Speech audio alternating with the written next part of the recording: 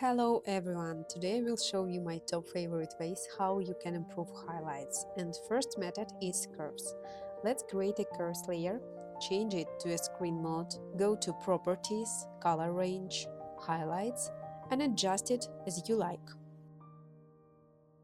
After this, reduce the opacity about 20-25% and see how beautiful it works. Second method is the fastest way. Just click on selective color, go to whites and increase them. It works automatically and you don't need to do anything else. For third method, create an empty layer. Take a white brush and paint the highlights whenever you want to improve them.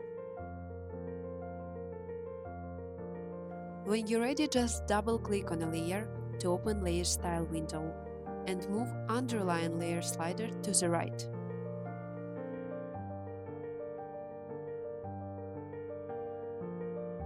And the last method is suitable for people who use Retouching Academy panels.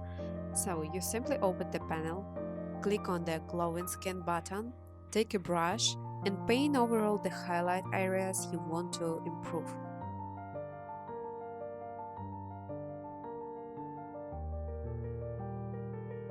After that, you can slightly blur the mask and lower the opacity to make it look more natural. Well, that's all for now.